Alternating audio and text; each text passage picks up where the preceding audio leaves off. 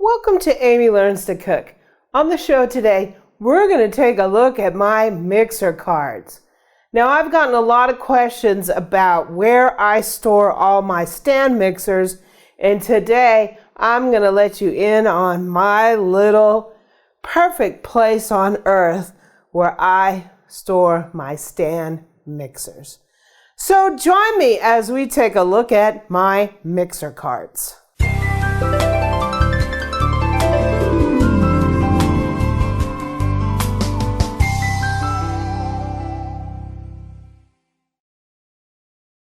So as most of you guys know through my stand mixer challenges and how I go on and on about stand mixers, I have a lot of them. I actually have 10. And it's kind of funny because my progression of getting stand mixers was sort of, over the course of the years has just gone over the top. My very first stand mixer was a Sunbeam Mixmaster, and I bought that thing back in the late 80s, I think, or early 90s. And I absolutely love that thing. So my stand mixer collection sort of developed over the period of about 20 years. My very first stand mixer was a Sunbeam Mixmaster, and I got it at an outlet mall, and I was so happy when I got that little mixer. I just thought I was going to be cooking up a storm, and I got it on sale. I think I only paid $40 for it, but this was back years ago. And I had that for a year or two maybe when we went back to the outlet mall, and I went to this store called Kitchen Collection. And back in the day, Kitchen Collection used to sell refurbished KitchenAid mixers. So we went bebopping in there, and needless to say, I walked out that day with my very first KitchenAid mixer. My poor Sunbeam Mixmaster, I sold it in a yard sale, but I really wish I would have kept it because just for nostalgia.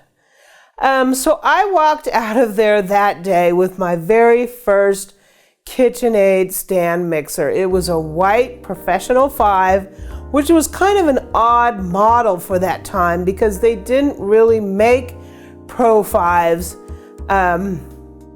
for that long. It was only made for a year or two back then. So it went away, and when I would call KitchenAid to get parts and stuff for it, they always had parts for it, but they were always amazed that I had a Pro 5. They would say, we didn't make a Pro 5, and I was like, yes you do, you made it for about 2 years. So my Pro 5 is a bowl lift white mixer. And I will show you where it is right now. I actually rotate my mixers, believe it or not, if you've seen on the show. Behind me on the show, I keep a mixer on the counter. And I sort of rotate my mixers in there just for variety. Right now, my very first, my favorite KitchenAid mixer, my 1990s Pro 500 is currently in the kitchen, and I'll show you where it is. So my KitchenAids sort of rotate off these carts into the kitchen. I also have three other mixers in the pan room, and I'll show you where those are as soon as we are finished with these carts. But my second mixer sort of came along, and I actually got it for free. If you guys have watched my pan room video, Eric got these points at work, and I used his points to get a brand new Pro 600. So I will show you that one. And from there, I sort of went crazy recently. I love KitchenAid stand mixers, and I just sort of went crazy. So the next mixer I got was a Bosch Universal. It's currently in the pan room, and I'll show you where I keep that. I had used that on my test and review video. If you want to see that, I'll link that down in the description. I purchased that. We went on a road trip across the country and we stopped at this place that now is a pretty large distributor for Bosch out in the middle of Nebraska, and we picked that up. I have to say that I used it that much, but I still have it and I do like it. After that, I just sort of went crazy. So I got my 4.5 Classic Plus, which is a tilt head. It's silver. Then I got my favorite vintage 90s vintage Martha Stewart green. It's called Sea Crest Green. I got that on eBay. I got for Christmas, Eric bought me the commercial 8-quart, and then a few weeks later we actually got my little raspberry ice or artisan. It's a 5-quart. After Christmas, we were out at the Williams-Sonoma outlet store, and I happened to pick up a Breville Scraper Mixer Pro. And since then, I've gotten 2 more, one of which I bought from a friend of mine. I bought a Cuisinart. I did a test in that. I will put that link below, but I ended up purchasing that from her because she got another mixer. And I've also since got another mixer that I haven't done a test on that will be coming up. I got a Kenwood mixer. It's a Kenwood Chef, I believe. I got that on Amazon. It was a refurbished. Actually, it was a store floor model. So it was brand new in the box. So I got a really good deal on that. So in terms of my storage, I purchased these 2 carts from my local club store. They are on wheels, which I love because I keep them in the pan room, and I can roll this cart out into my kitchen area, and I've got mixers to use for my cooking that day. I also keep all the bowls to my mixers on this, and I keep all the attachments to the mixers on it. So let's go through these carts, and then I will show you where my other mixers are located in the pan room. So please excuse the shaking. I'm going off the tripod, and we're going to be doing this handheld so you get a better idea of how I have this organized. So here are my mixer carts, and nothing is in here in any kind of order. Sometimes things just end up here haphazardly. Eric just uses something, or I just use something, and it just ends up on here. What's great about these carts is I can move them around. So I take these into the kitchen and I have a good time with them. So my initial white KitchenAid is in the kitchen, and I will show you that. But this is the second mixer I've ever gotten. This is a KitchenAid Professional 6. It's a bowl lift 6-quart mixer. We included this in our test and review. It's a really good mixer. It can be a little bit noisier than some of the other mixers. This is my little Classic Plus. This is a 4.5-quart mixer. I don't use this really to make any bread. I make cookies, I make all kinds of stuff. And to be honest with you, this mixer is starting to becoming one of my little favorite go-to mixers.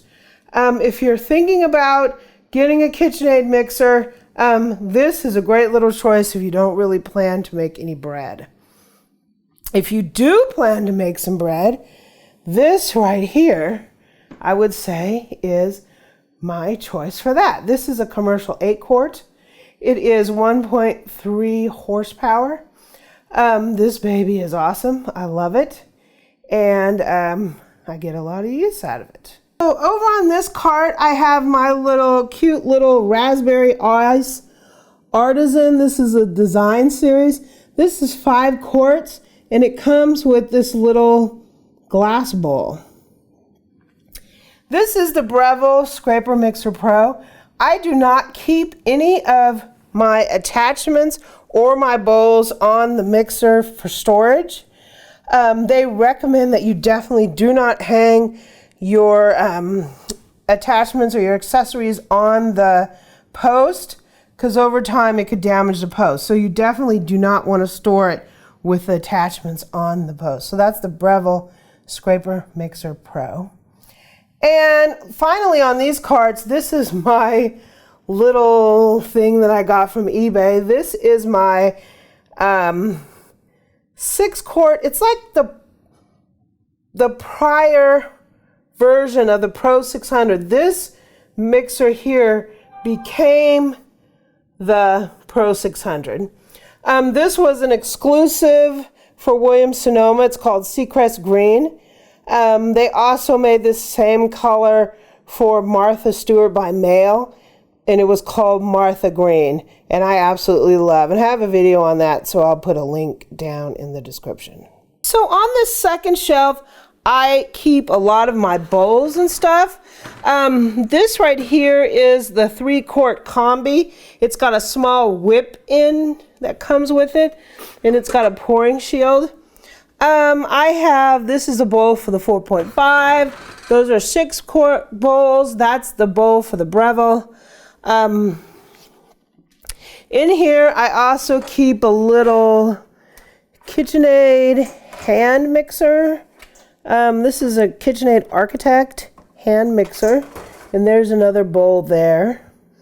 The second shelf of the second cart, in here, I don't even know why I have these in here. These are like little egg rings. For some reason, I have these in here, and I don't really know why. This right here is an immersion blender. It's a KitchenAid immersion blender. I have another bowl here, a couple other bowls. KitchenAid food shredder. It shreds and it grinds cheese and all that fun stuff. So down at the bottom, I keep a lot of my attachments that go to it. I have them marked, not very fancy, but I do have them marked. Those are the attachments for my 5-quart Artisan. That is for the commercial KitchenAid. This is for the Breville. This is for my Classic Plus. This is for the Bosch Universal. I have one with a bunch of cutters that's totally unrelated. I also have one that I keep my pasta roller in. I have a mandolin that I haven't opened yet and I'll get to. And down here, I just have a box with some miscellaneous stuff in it. Across the back, I have some more accessories. I have a food grinder. I actually have 2 because Eric lost some of the parts to one of them. So right now, here at the bottom, I have another bowl. My other 5-quart bowl goes in there. There's the attachment for the 5-quart. There's the attachments for my Pro 600. Both my Pro 600 and my Epicurean 600 uses the same attachments, so they're all in the same thing. And over here I have some attachments for some of my food processors and some power cords. So now we're in a pan room. I have a couple stand mixers in here. This is actually a Kenwood Chef, I think it's called. I have the attachments inside the bowl. Eventually they will get their own place in the pan room. And in here I have the Cuisinart. The lighting is kind of bad, so sorry about that. But I also too have the attachments inside the bowl. And over here, tucked in this little corner on one of these shelves, I have the Bosch Universal. And last but not least, I have my KitchenAid Pro 500.